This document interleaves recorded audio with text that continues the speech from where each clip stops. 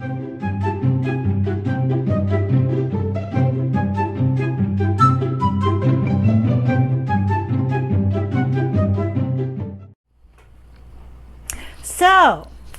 today is the big challenge for me.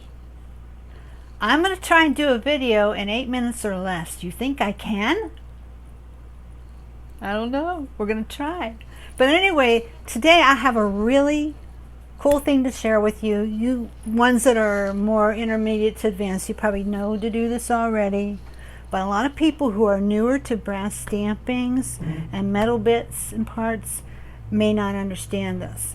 Sometimes you will get a stamping like this, beautiful Victorian type stamping, and you'll feel over the edges. You'll say, I can't use that. It's like not finished off. It's not, it's not soft. It's going to scratch somebody. Very easy way to fix that. So you don't have to worry. Come on over here and I'll show you how it's done. Okay, she says go ahead, so I'm going ahead. Okay, here's the dealio. Sometimes you get these parts, and as you go around the edges on them, you're like, this is like crusty, man. This is going to scratch somebody all up. This is no good. I cannot use this. So, what to do? Are you going to get out a file and be filing on it all day? I think not. In fact, if you're not careful and you don't file properly, you could run the risk of making it sharper. No kidding. Anyway, this is one that does tend to be a little rough around it. It's a gorgeous one. We've used it in a lot of our projects over the years.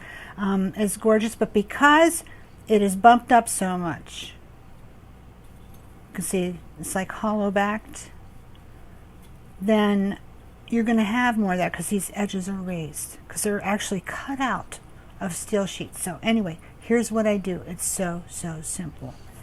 Steel wool. Now, you don't just get any steel wool.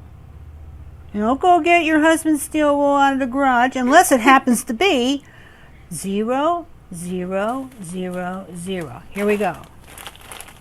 Is that on there? Yeah. This is the gauge of it you want. Let's put the super fine. Acabado final. Final finish. That's like 4 zeros. Yeah.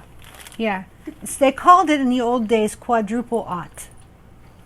Quadruple aught steel wool, but I wouldn't go into the store and ask for that now because they probably won't know what you're talking about. But anyway, that's what you get, and just pull. It's just like a big old wad of stuff, Well, this one's pulled apart. I must have had one from before, but anyway, a lot of times you have to pull it off of there. Anyway, so I get a pretty decent wad of it, so it can do the most work. But I pick an edge and I just start going, just smoothing it like this. You can see all this stuff has come off. This is from the steel wool pad. For the most part, as much as you possibly can, you want to continue to do it all in the same direction. Just like when you file your nails or when you file metal or anything like that, just go. And you will see, as you go along, you feel over that, it's like, oh wow, that got softer. It's not soft enough. Yeah, you're going to have to take a little time. Do it in front of the TV or something. Just put something down because it makes a horrible mess. Now you see you got these little Sharpie places here. Stuff like that, maybe you would want to get your file out and just give it a quick whack. And for a file, I would advise you using those really heavy black nail files from the nail place. Or a block, one of the blocks that are 4 sides. Something like that. You don't need to go get a jeweler's file for this. I mean, if you want to, you can, but really those work great too. I mean, these are hacks, man. Easier. So that's what you do. So I'm going to keep going. This one's softened down. I need to do some more. Another one, if you like this insert cuff, a lot of people do. This is one of our best-selling cuffs at pieceboutiques.com. If you fill over the edges, you're like, oh, wow, I don't want to wear that on my arm. That is just a little rough. Well, same thing. Go for it. This one's even easier because it doesn't have a lot of the little pinchy sticking out points on it. So just keep going.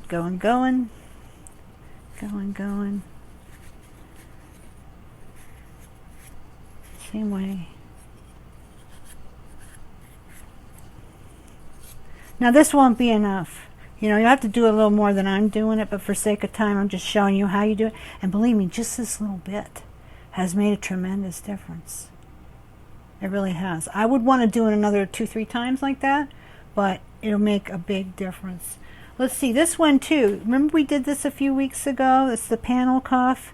Now this one's a little bit softer around the edges. It's milled a little bit nicely better, but still, I would just, just go like this till you get it. Just feel over it and see. Now, is that a lot softer? Would I want to wear that? If you have to say, oh no, I don't think I'd want to wear that. See, now I didn't go the same way. I don't want to wear it that way.